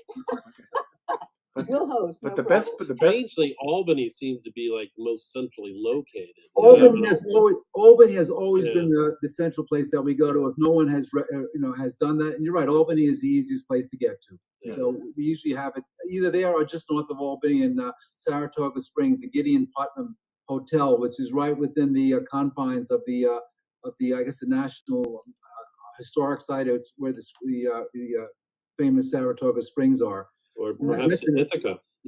Ithaca is another place we've had it. It's a great city. It's you know, we've had it at Corning. I mean, you know, Steve was rattling off the names this morning. We've had it. We've actually had it up in St. Lawrence County, which is right on the border with Canada, and that was one of our most sparsely attended conferences. But again, it was an excellent conference. I mean, but I just like you to know. And by the way, the Appalachian area is one of the least populated with CACs. People up there are not impacted as much by development, and so that they, you know, I don't know. There's many reasons, I'm sure, besides that. But anyways, any other hands? I see multiple hands up. I'm sorry. Rachel, actually, Rachel, yeah, I don't know who had their hand up first. Rachel, go ahead. Oh, sorry, I put it in the chat. I was wondering about a hybrid model. Yep, that's what I like. Yeah. I looked at that because I was, looking, and I didn't really share this with our committee. I think our committee was basically not going to go with a live. I mean, we are going live, by the way, Sunday. So if you're in the area, I'll give a pitch for this. Actually, John, why don't you pitch Sunday's site visit? Okay, it's a great site visit. Okay, Sunday's site visit. Basically, we're going to go to the brewery down in Yonkers and have some beers. No, there's another part to it. Excuse me. So we're also going to visit the science barge and the daylighting project, and those other projects, and the Hudson cleanup project that are all within about a 3 or 4 block area. But the most important part of it is we're going to get to have a beer together afterwards, right? Right. So anyone in the Westchester area or nearby, please. It's a spectacular project that was put together by Yonkers, where the Sawmill River was put underground and culverted, and part of they got a huge grant from New York State. They opened it up and created this incredible park in the area. I'm sorry, Steve Otis had his hand up, and then I'll go around to Kate and then to Nikki. So it's 1 o'clock on Sunday. Okay. Right. You know, I just want to say, while we had a great turnout on the virtual thing, I really think, as I sort of alluded to this morning, going to the different places around the state is really a very rewarding educational experience to really get the feel from the local groups that are at a conference about what's going on there. And also you get to see these different corners of the state. So I hope we can bring that back if COVID allows us to, because it has benefits even beyond the workshop that are really, I think, very important. And it's sort of scary to think how many of these I've gone to in the last 30 years. But a lot of them, and they were very nice. Well, I really like the hybrid method because it's great. It's great to go to Kingston. It's great to go to Niagara Falls. But there's some people who just can't make it. And what we can learn, what we've learned from this, and what we learned from the previous ones, is that we can have a live one, and we can also put it online. Put up some webcams, connect it with this site or with Zoom, and get kind of the best of both worlds. I guess Kate had her hand up, and I'll let Nikki. I'm actually just going to echo. I get that there is a huge benefit to having in-person meetings and to getting to see a local place. But, I sat in a bunch of environmental justice, and there's also some social justice components of it here. You don't want people driving all over the place. You've got people who can't take time off. They can't travel. Right. It's a cost to action. And this was accessible. I would never have been able to travel to an in-person conference. I have a little one at home. And so that's just what we're stuck to. So there is a huge accessibility and equity part of it that this can partially overcome. So don't minimize that this was different, and I get it. This was different than usual, but it was also really wonderful to draw so many people in. Great. Thank you very much. Nikki? That's a good point. That's a good point. I think hybrid really addresses both of those issues. There's a whole industry, by the way, now on hybrid conferences. So, somebody sees there's money in this, so they've all jumped into it. Nikki Coddington had her hand up next. Was it Helen? I'm sorry, I see a hand up over Nikki's head. Not Nikki. Okay, Steve Otis again. Oh, I wasn't spotlit. I wasn't spotlit. You can self-spotlight yourself, by the way, but okay, go ahead. That's true. Okay, so I just wanted to announce there was a question earlier from somebody who's in this audience about whether other members of her CAC could still register, and the answer is one can still register for tomorrow. If you go to the registration link, and I can put it in the chat. If you go to the regular conference webpage and the registration link, you can still register for tomorrow, but it has to be before tomorrow because we send out every night. We send out the updated registrant list to get to be on the official guest list so they can enter. So what was our total as of today? I don't. Oh no, I looked at the total. I just it was over. Was it well over? It was not well over. It was over 500 registrations. But it's interesting. We had no idea how many people were going to show up, and the sense of that people who are doing conferences said, well, if you get a third to a half of the people that register showing up, that's pretty good. But since this was a free conference, it's even less than that. Because people had no skin in the game if they don't show up. So again, it was a gamble. So we got over. I don't know. I saw it at any one time over 100 people. Again, that's just that doesn't mean that we didn't have more than 100 people. That was just any one time. This conference actually could hold up to 500 people. You can see by the size of this auditorium, we could literally fit in 500 people. So we had no idea. I'm sorry, Nikki, you still have a question or a comment? Your hand is up. No, I'm done. Okay. All right. All right. Anybody else that wants to speak? This is a good opportunity to talk. I mean, let me also say that if you haven't gone to the resource library, please do that. One of the things that we were, hoping people would do, and I didn't have a chance to go to the lounge. So I don't know if anybody utilized the lounge. Did anyone go to the lounge and can give me a report on what was happening there? Just passing through. It's what? I just passed through. I didn't, and talked to, met some people there and talked to people, but nothing organized. Yeah. Okay, because there is a virtual beer and virtual coffee being served there. So if you want some, it's free, by the way. Don't forget the bourbon, Simon. And not just bourbon; it's top shelf bourbon. Virtual top shelf bourbon. Yeah, I'm sorry. Who's talking? It's Rachel again. Sorry. Okay. So I wanted to send, first of all, a couple things. To a big shout out to our sponsors, and to ask everyone here to stop by the table of the sponsors if you haven't done it. Thank them for sponsoring. Send people over if you can, or if you think about it. I think that would be good. We have Dandelion and we have TerraCycle. But Dandelion was our sustaining sponsor and TerraCycle was our supporting sponsor. And then the other question was more about how NYSACC can work together toward more environmentally friendly legislation.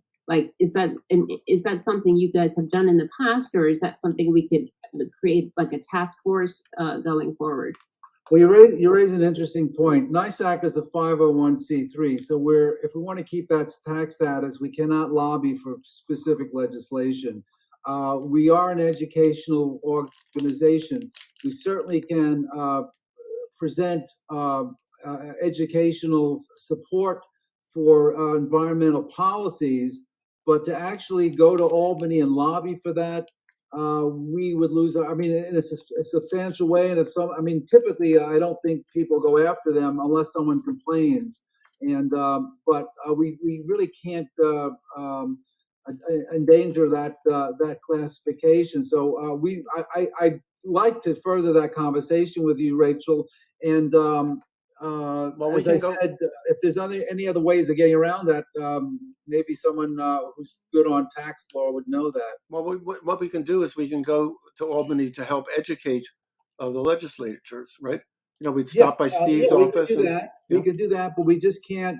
We can't support specific candidates, and we can't support specific legislation. No, we can educate people about it, and we could probably get around it by. I'm sure there's a go around of that, but that's sort of what we're in. Do you know about that, Steve? In terms of what, I think that historically NYSACC has not gone that route. There are plenty of other environmental groups that we all work with, and that many of you work with, that do the issue lobbying. And NYSACC has traditionally been an educational group to serve members and around the state. So in terms of the exact rules, we can look into what lines you can't cross.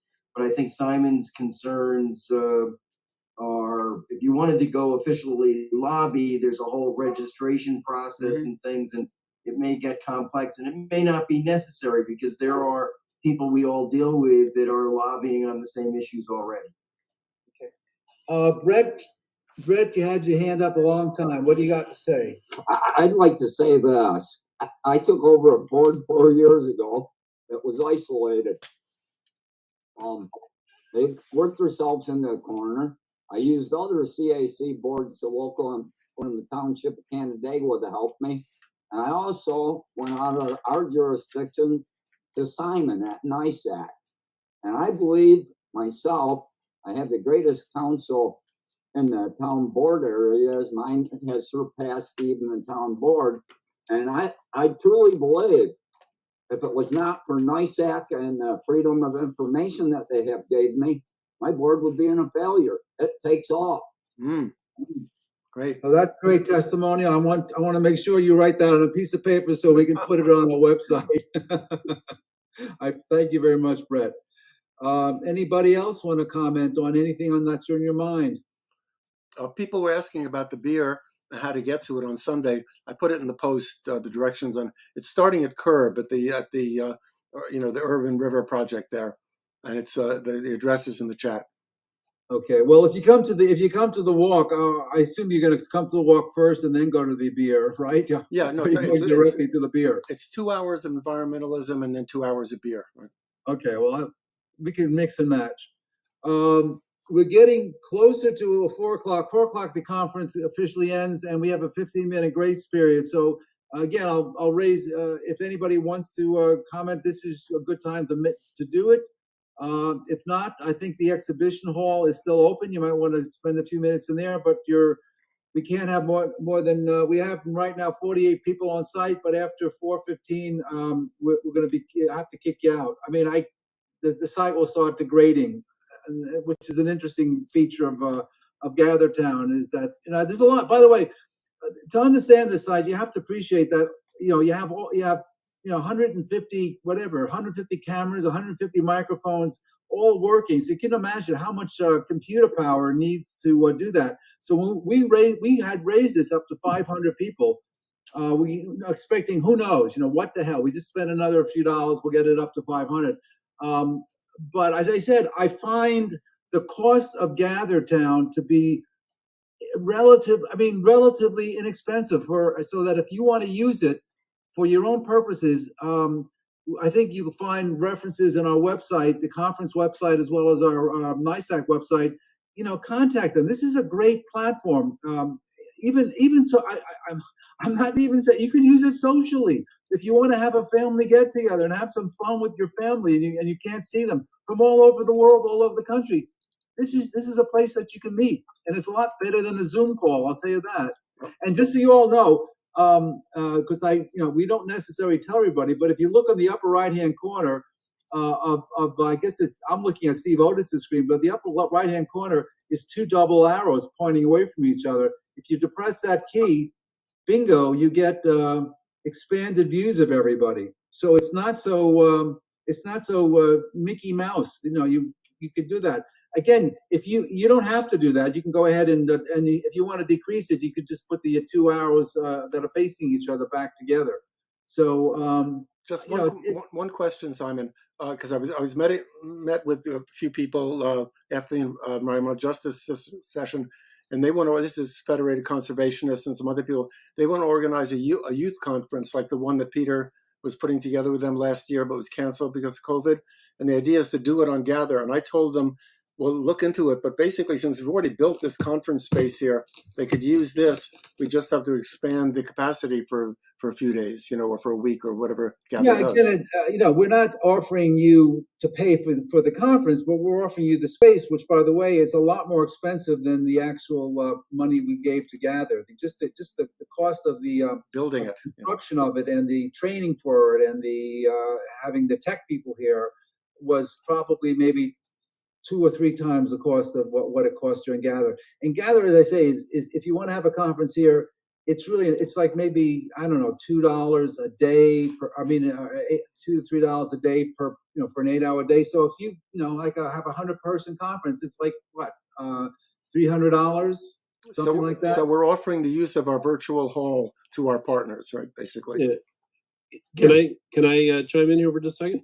Absolutely. Oh, I think since we're especially you all, we all are very well versed in it right now, and it is built, I would make a recommendation that you use it again for next year. Well, again, sure. And I'm an in-person guy, but I mean, this is such a great, platform. And you've got all the expertise now, and everybody knows how to use it to some degree or another. You just expand on it, and make it bigger and better, and use the. Because New York State's a very large state, and for people to get around from one edge to the other, it's a hike. Think about the people out in the east end of Long Island. That's just like to get up to Albany even is just a trek and a half. So to use this, you get more people in the room, as we've all found. So there's more participation in a lot of meetings because of Zoom and the virtual aspect. So I'm just making a pitch for it. You either have volunteers that can't afford the long trip, or you have people like me that, I've got a day job and I have a lot of work and I like to be able, I've been kind of working here while I've been, going in and out. So I'm just making a pitch for it. So that's it.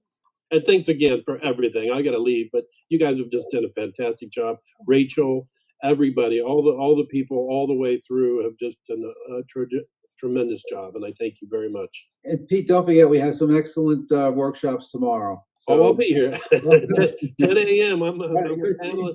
It's going to be the best one, 10 a.m. tomorrow morning. You're on a panel, right? Yeah. The ticket you bought covers both days. So. I will say, I was just sampling the beer over in the virtual. It's very light. It's a very light beer. If you're watching your weight, you're doing well. Better beer on Sunday. All right. Anybody else? Oh yes, I have. Oh, that was Pete. Okay. Anybody else? I'll let you all go then. I thank you so much. Oh, Pete is back. Let's all do a dance. Oh yeah, to end this conference. If you don't know, you hit the letter Z, and let's all get down on the floor. Here we go. All right. All right. Excellent. I love it. Listen, thank you guys so much for all of this. Okay, well, thank you, Camille, for coming from. I guess it's not the season anymore, so you're in your other home, your first home. But okay, thank you very much for coming, and again, hopefully we'll see you tomorrow and continue the conversation. See you tomorrow. Yeah, see you tomorrow, everybody. Simon, don't forget to step away from the microphone.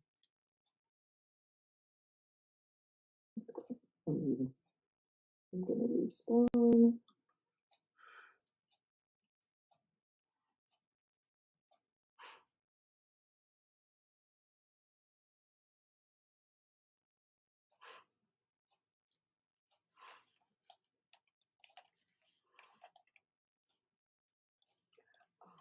What's the resource for that?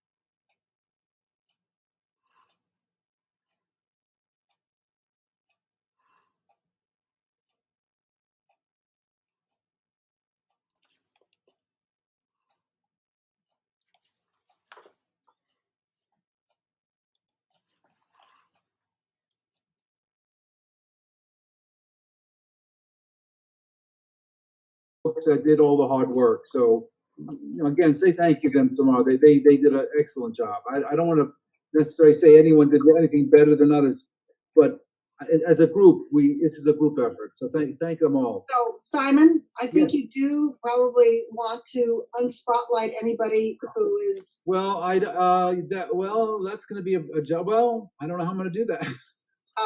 Just. No, I know. Put them in the participant list and unspotlight them. Anybody it might be that when they come back tomorrow. Well, actually, Camille has left the house. I think. Okay. No, is Camille here? No, because I had spotlit her and she's no longer spotlit. Okay, I'm just saying that if you close and then you come back, you end up in the same place that you left. Yeah, everyone should know that too. Yep. If you're on spotlight, more people could be hearing you than you want. Okay. So Nikki, I just unspotlit a couple people and it seemed to work. Okay, good. I was able to unspotlight Haven and John Rhodes. Okay. Well, they can unspotlight themselves too because they're staff. But I'm looking at Camille. I know I spotlit her and she's no longer spotlit. So okay, I think we're good. I just have a quick question. Tomorrow, which sessions are we going to want to have Zoom meetings set up for? I'll send you that after our 4:30 meeting, John. I have it written down, but I'll send it to you. Okay. It's not. It's only we only have really, I think, one or two. We have the movie, and we have. Oh, by the way, the plug for the movie for all of you. It's a great movie on environmental justice. It's called The Sacrifice Zone. It's going to be held at 12 o'clock in the main auditorium. It will be on Zoom, I think, or live stream. I'm not quite sure how it's going to be presented. And we'll have a panel discussion led by Paul Presendieu, one of our organizers and one of our staff members, who's from New Rochelle, leading that discussion. So that should be an interesting meeting as well, a movie and a panel. So that's something that we have advertised. Any last announcements before we adjourn to the bar? Or? So are we meeting at 4 or 4:30? Well, we might as well meet at let's meet at 4 o'clock. I mean, not everybody's here right now, are they? Yeah, I don't know. There's still 25 people. But I don't know if all the committee members are here right now. So if you want, you can come back and take a break for half an hour and come back at 4:30. Here or where? No, I prefer going to the lounge. Yeah. Okay, I'll meet you in the lounge at 4:30 then. Lounge at 4:30. We'll see you then. Okay, everybody, goodbye. Have a good night. All right, good night. Or a good break anyway. Yeah, I'm gonna rejuvenate myself by respawning. I don't know what's going on. Hey, Simon? Yes. Can you hear me? Okay. I I have a question for you before, like, everyone disperses. Like, I don't Sure. need to ask everyone, but I could if I really want to. What's up? You want to speak to me privately? Well, I mean, I don't know who else. Let's is go to the calling. lounge now. Anyone who wants to talk for now. Yeah. I have to also be out of here by 5. So. Do you want to talk now? Let's talk. Let's all get together. Let's do it right now. Okay, let's go to the lounge. Okay, the lounge. Okay. Haven, do we have a teleport to the lounge anywhere? I don't think We so. don't, but the lounge is right on the It's purple right house. on. It's right on here. Easy to get to. So now what do I do? You can go to the bar. Yeah, the bar is up here. Which bar? The coffee bar or the regular? That's the coffee shop. I don't know where to sit. Maybe just take a table. About a table. Okay. Table. Where do you guys want to sit, Simon? You here at the table? Yeah. Okay. So Simon, I had a question about Dandelion. I don't know if it's. I think we're the only. Oh, MJ is in the room too, but I think It was a great presentation. This is a private area, so yeah. Okay, I think MJ joined us. But anyway, did we get that? Do you know? Get the money? Yeah. Yeah, you know. Did you get what? Did they say they paid it? I have to. Are they going to pay through PayPal, or are they going to send me a check, or what did they say? Well, I guess that's my question. The person that we deal with doesn't deal with the money, but I'm just wondering, like, we might have more leverage today, like, than tomorrow, than Sunday, saying, oh, by the way, we never got it. Like, I don't know. I don't think they would not pay us, but just. I was just thinking. I'll check the PayPal account. Yeah, no, that was a great. Were any of you at their session? I thought it was wonderful, and a good turnout, good questions. Yeah, I think they should be very happy, as should the TerraCycle lady. And I think they got a lot of interest. They got good questions. Did you run them for the hour? No, he did 40 minutes and then 20 minutes for Carolyn. And that was and that was done in the auditorium. Yeah. Mm-hmm. And you had less than 100 people, so did they screen they share? did screen share in the auditorium. About 40 or 50 worked fine people. with it. Yep. Mm-hmm. Oh, perfect. Have Okay, they good. been getting good traffic at their table? Do you know? I haven't asked. But it was a really good presentation, really interesting. When you say people, how many people were approximately in the auditorium? 40 or 50, I think. Do you think so? I thought it was like maybe 20 to 30. Oh, okay. But I was counting little ghost figures manually, so I don't know how many were actually there. Yeah, that's what I saw, but I left early. So somewhere between maybe 20 and 40, I guess. Yeah. Yeah, exactly. All right, so this is a postmortem on our first conference day. What are the comments? Well, I had a problem with my first session with the recording. The Vimeo on my screen, when I have the Vimeo recording, my picture shows up on my left-hand screen in addition to my right-hand screen, and it covers the chat and it covers the people. So I was trying, like, someone was having tech problems. I wanted to like get a tech person, and and someone else like wasn't like able to communicate. I was wanting to contact them directly. Like, it was really frustrating. So I don't know if is that for everyone? Does everyone have like 2 pictures of themselves during the Vimeo? No. All right. So I don't know what that was. But I had a different small problem with the Vimeo, which was the first time I clicked to record on it, it didn't record. And then I said, wait, it doesn't look like it's recording. So then I clicked on it again, and then the menu came up to select whether you wanted a window or the full screen or whatever. So it's going to take a little practice. We may have some partial recordings of some sessions. Actually, that's true, because I was so busy making the announcements of the room that I forgot to record for the first few minutes. So like, he was into his second sentence before I started recording. So my first recording sounds kind of choppy because it in the middle of a sentence kind of thing. That's better than me. I think I missed my whole first speaker. So. Yeah. So as far as the Zoom went, I know we had some glitches, but I think overall the Zoom portion was okay. I mean, I thought it went well. I thought Sagos' speech was a good speech. It was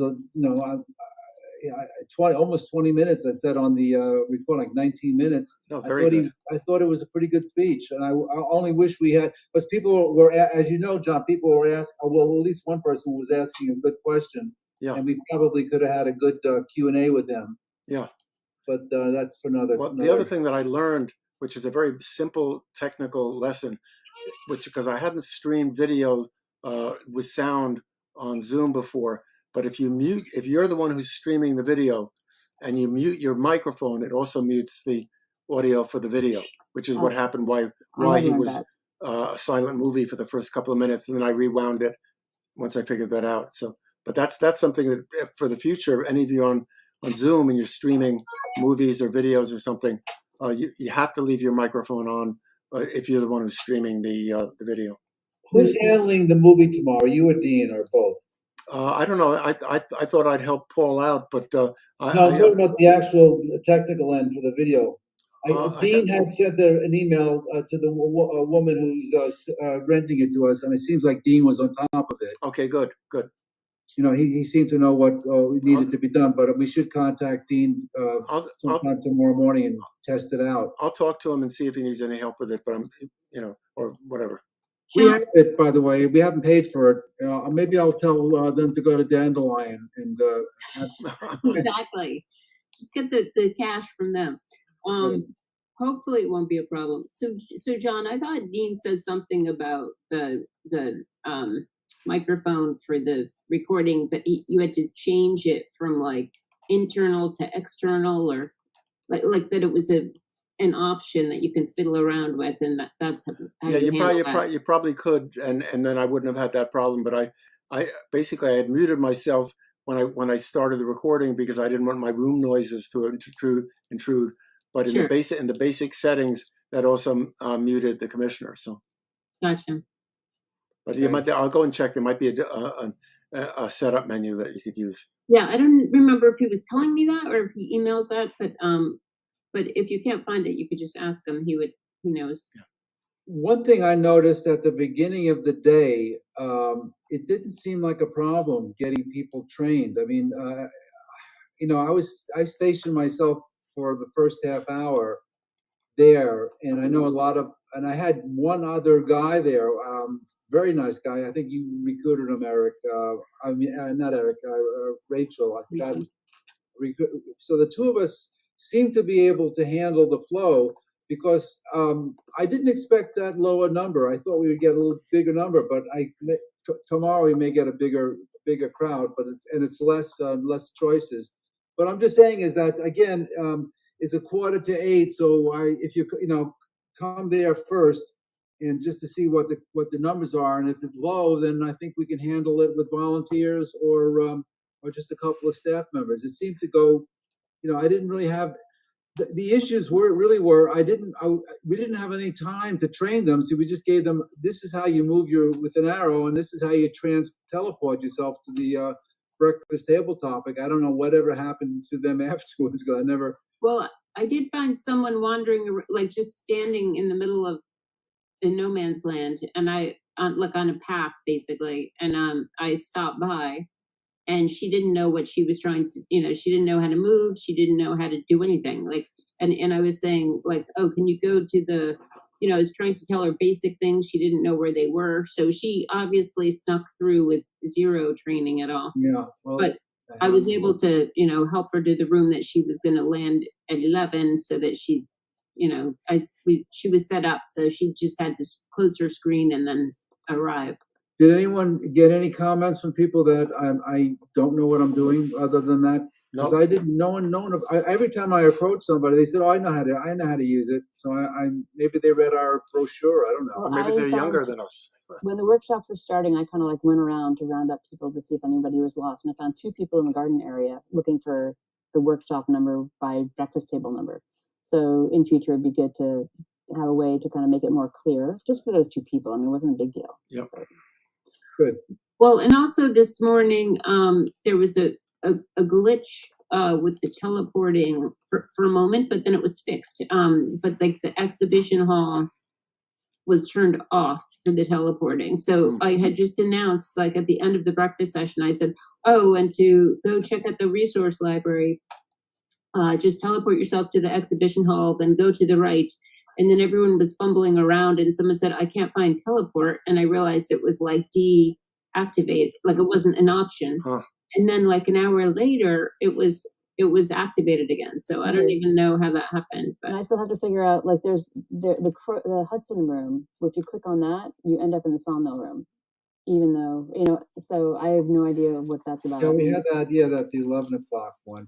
You had the same at the 11 o'clock one? All right, so I'm just going to deactivate it for tomorrow unless Nikki can fix it, because I don't know how to make spelling tokens. Well, I don't know. I think it's easier having people going to a room and then telling them, the moderator telling them, oh, you have to go to the next room, rather than having them, especially if they don't know how to use Gather. But that happens in real conferences too. It adds to the reality of it, right?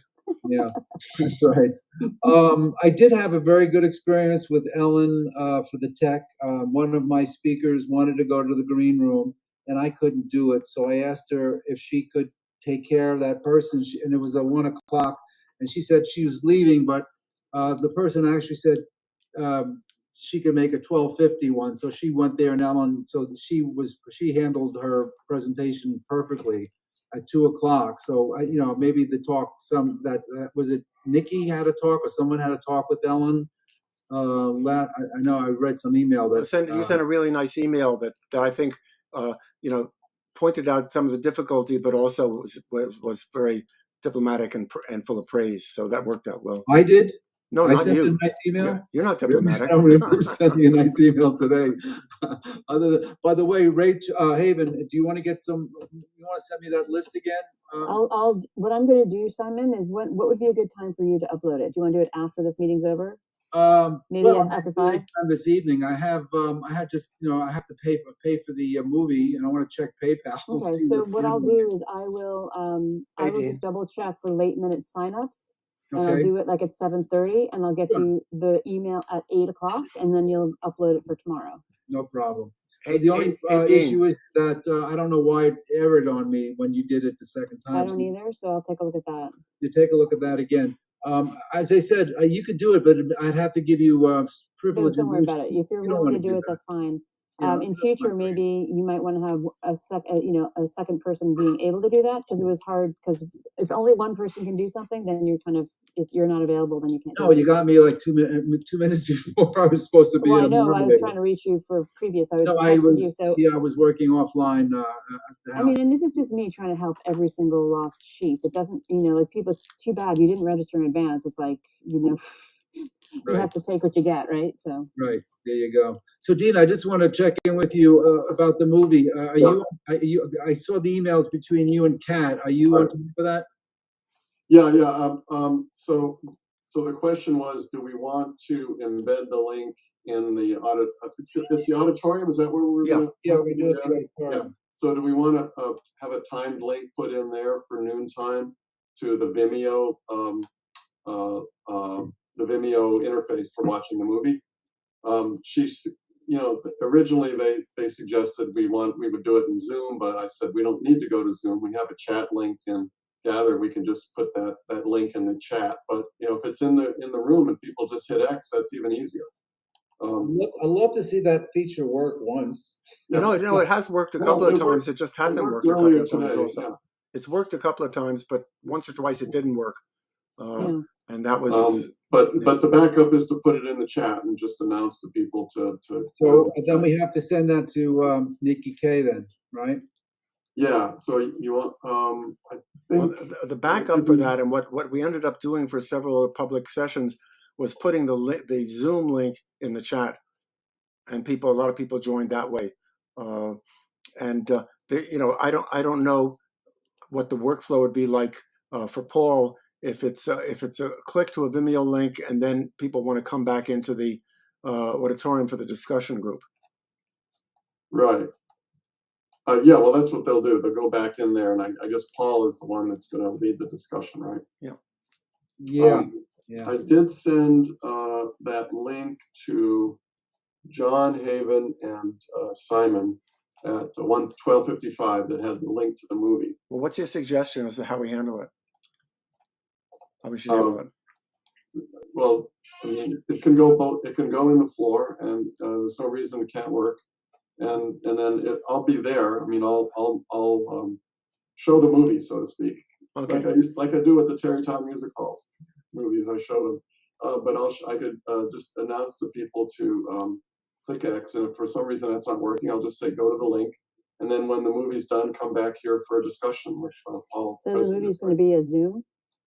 No, it goes to Vimeo directly to Vimeo. to their. Sorry, gotcha. Right, I did see your email. Let me forward you that email. Sorry, I didn't. No, I got it. Oh, you did get it. I just didn't have time to read it. Yeah, I was gonna say, since we got it already, can we test it tomorrow morning? Yeah, no, you can test it right now. The movie is ready to go. You can watch it anytime, she said.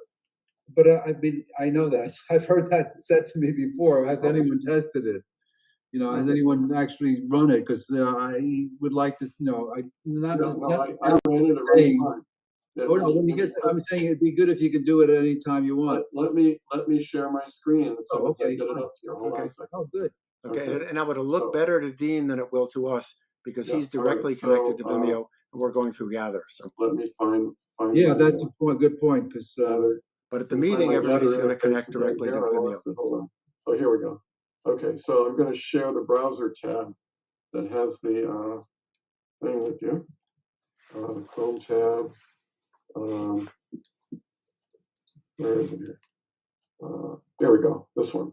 Okay, and so that's what people will see when they come in, and all they do is go down here and click the play button, and the movie plays. But everybody's not going to be watching it at the same time, though, right? See it? Yeah. Okay, so that's it. Okay, the only question about that, Dean, that means that if people come in at different times, somebody's gonna start watching the movie 2 minutes before somebody else, or 3 minutes later, right? Well, that's okay. They said that's okay. Okay. They don't have to all do it at the same time, but I guess we should have a link only available starting at the. Well, if we're going to have a little discussion first, that Paul's going to introduce the movie, and then he or you can say, okay, now go click on X and watch the movie and have a good time, and come back here when you're finished. Right? Yeah, that makes sense. I'm just throwing out something totally extraneous. Has anyone gotten any comments about the diversity of this conference? Yes. Positively, very positively. What? Tell me. I mean, this actually, hits close to home with me. I just want to know what was the comment, if you could pass it along. Well, the thing is that we had a Native American speaker on our panel, and that just got a tremendous positive response, again, because it's about environmental justice, and you have a Native American speaker talking about it, and so that brought up, the comments that.